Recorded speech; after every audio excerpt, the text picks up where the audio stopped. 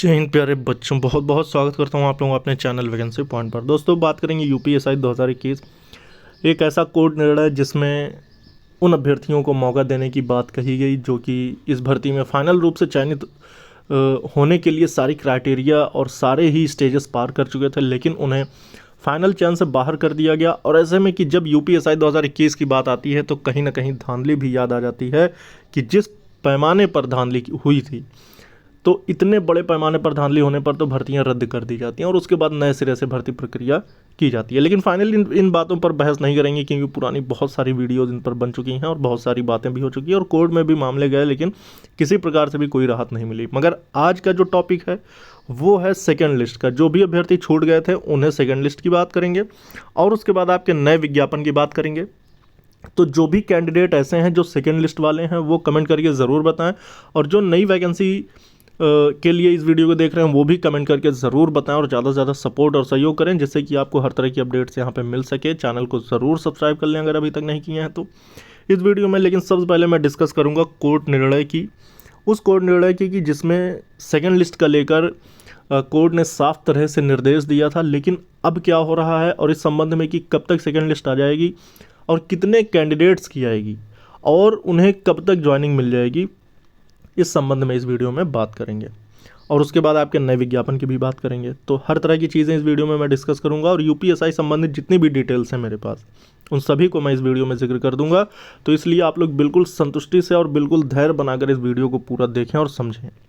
सबसे पहले बात करेंगे कि कोर्ट निर्णय का लेकर। आपको पता है कि हाई कोर्ट में चल रहे यूपीएससी के सारे ही निर्णय निरस्त कर दिए गए। उसमें आपको पता है कि धांधली को लेकर भी कोर्ट में रिटें डाली गई थी और कहीं ना कहीं बहुत सारे अभ्यर्थी ऐसे थे जो टाई ब्रेकिंग कर रहे थे या फिर कुछ मार्क्स से पीछे रह गए थे। तो ऐसे अभ्यर्थी भी कोर्ट से उम्मीद लगाए बैठे थे हाई कोर्ट से कि उनके पक्ष में या उनके लिए कोई निर्णय निकल के आएगा। जबकि बहुत सारे अभ्यर्थी ऐसे थे कि जिनको ये लग रहा था कि भर्ती में धांधली हुई है, लेकिन फिर भी वो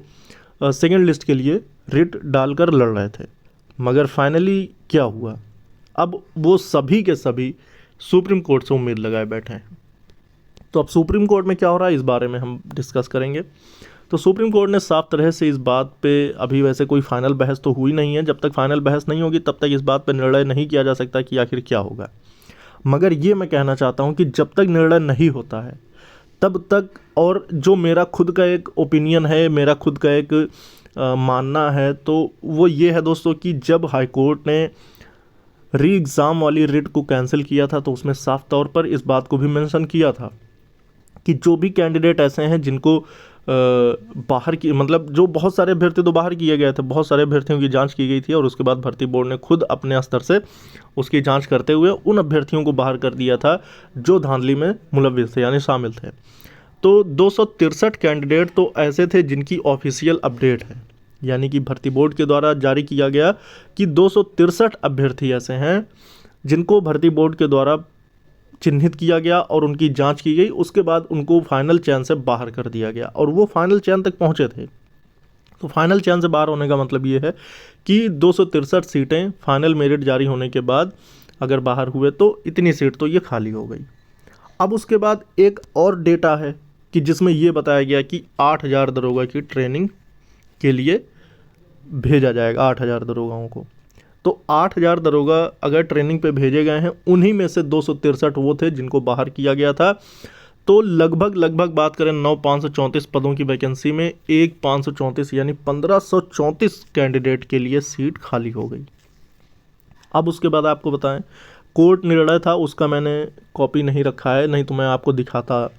कि जब रिट कैंसिल हुई थी तो ये बात तभी बोली गई थी कि 400 से 500 कैंडिडेट को सेकेंड लिस्ट जारी करके उन अभ्यर्थियों को मौका दिया जाए, ऐसा कोर्ट ने आदेश पारित किया था और रिट कैंसिल की थी जो री एग्ज़ाम वाली रिट थी। अब उसके बाद सुप्रीम कोर्ट से क्या इस संबंध में निर्णय आ सकता है या फिर क्या हो सकता है, इस संबंध में हमें थोड़ा सा संयम बरतना होगा।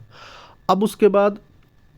कि जो भी अभ्यर्थी इंतज़ार में हैं, बिल्कुल उनका इंतज़ार काफ़ी अरसे का हो गया, क्योंकि 2021 और 2023 आप सोचें कि 2 साल तो भर्ती को कंप्लीट होने में फाइनली, लेकिन भर्ती तो बहुत जल्दी क्लियर हुई थी और भर्ती को बहुत जल्दी क्लियर करने के चक्कर में बहुत सारी चीज़ें हैं जो अभ्यर्थियों को बहुत ज़्यादा निराशा पहुंचाई हैं, लेकिन कहीं ना कहीं ये कि बहुत जल्द भर्ती क्लियर हुई, ये भी बड़ी अच्छी बात है।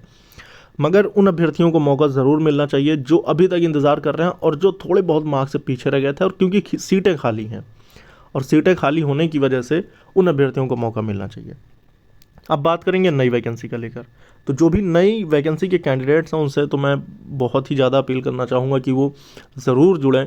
ताकि उनको मैं बहुत ही सही और सटीक मार्गदर्शन उनका कर सकूं, और कैसे उन्हें सिलेक्शन लेना है उसके बारे में भी उनको सारी जानकारी मैं दे सकूं। इस संबंध में कि जो एजेंसी चयन है ये सबसे बड़ा मुद्दा बना हुआ है कोई भी वैकेंसी के लिए, यूपी में खासकर कि यूपी पुलिस भर्ती बोर्ड के लिए, कि जैसे ही एजेंसी चयन का मामला जैसे ही क्लियर होता है। वैसे तो इस संबंध में अगर बात करें तो अभी किसी प्रकार से कोई नई टेंडर प्रक्रिया शुरू करने की बात तो भर्ती बोर्ड के द्वारा कही नहीं गई, जबकि लास्ट डेट 25 सितंबर थी।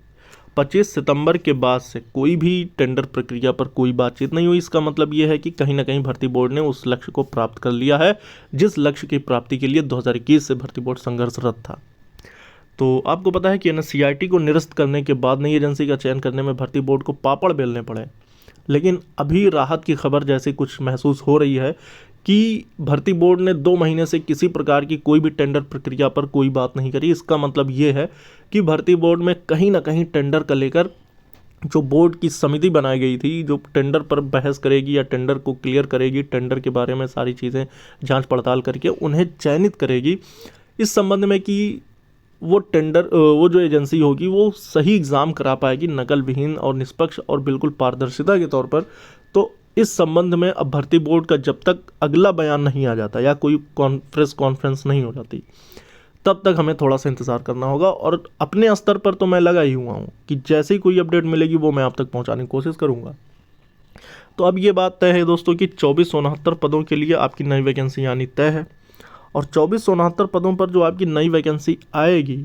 इसके लिए वो सारे कैंडिडेट पात्र होंगे जिन्होंने ग्रेजुएशन कंप्लीट कर लिया है, और ग्रेजुएशन करने के बाद उनकी आयु सीमा 21 से 28 जनरल के लिए, और फीमेल की बात करें तो 21 से 31 वर्ष है। और वहीं आपकी एज रिलैक्सेशन का जो क्राइटेरिया होता है उसको आप ऐड कर सकते हैं। इसमें किसी प्रकार की कोई भी एज रिलैक्सेशन नहीं मिलेगी क्योंकि 2021 में भी वैकेंसी आई थी। मगर बात करें यूपी पुलिस कांस्टेबल की, उसमें आपको देखने को मिल सकता है, उसमें अभी कोर्ट का निर्णय भी था, मतलब कोर्ट का केस भी चल रहा है। तो इस संबंध में भी मैं वीडियो जल्दी बनाऊंगा और सारी जानकारी लेकर दरोगा और सिपाही संबंध में वो सारी अपडेट्स मैं लेकर दूंगा कि ये आखिर 100% तौर पर अगर देखा जाए तो कब तक क्लियर हो जाएगा। वैसे अभी तक का मैंने अनुमान माना है कि अगले ही महीने आपका अगर एजेंसी का चयन क्लियर हो चुका होगा तो ये चीज़ आपको दिसंबर महीने में यानी अगले महीने ही देखने को मिल जाएगा किसी न किसी चीज़ की ऐसी अपडेट कि आपका विज्ञापन कब तक जारी हो सकता है या फिर आपका नोटिफिकेशन या क्या है, सारी चीज़ें मतलब एक ऑफिशियली तौर पर आपको सारी चीज़ें देखने को मिल जाएंगी। तो जो सबसे बड़ी बात थी दोस्तों कि आपकी सेकंड लिस्ट का लेकर मैं यही कहूँगा कि अभी हमें कोर्ट का निर्णय का इंतज़ार करना होगा। जब तक अंतिम रूप का निर्णय नहीं आ जाता तब तक के लिए हमें धैर्य और संयम बरतने की ज़रूरत है। और नई वैकेंसी के लिए मैं ये कहना चाहूँगा कि इस संबंध में मैं पूरी कोशिश लगाऊंगा दोस्तों, क्योंकि यूपी पुलिस का भर्ती बोर्ड जो जितनी भी तरह की जो भी जानकारियां एकत्रित कर सकता हूं मैं पूरी तरह से संघर्षरत हूं, और जो भी जानकारी प्राप्त होगी वो सबसे पहले मैं आप तक पहुंचाने की पूरी कोशिश करूंगा। बस आप लोग अपना सपोर्ट और सहयोग बनाए रहें, आपके लिए ही सारी मेहनतें मैं कर रहा हूं, तो आप लोगों का भी हक और फ़र्ज़ बनता है कि आप लोग भी मुझे सपोर्ट और सहयोग करें। इस वीडियो में इतना ही दोस्तों, फिर मिलेंगे दोस्तों वीडियो में नई अपडेट के साथ। जय हिंद, जय भारत।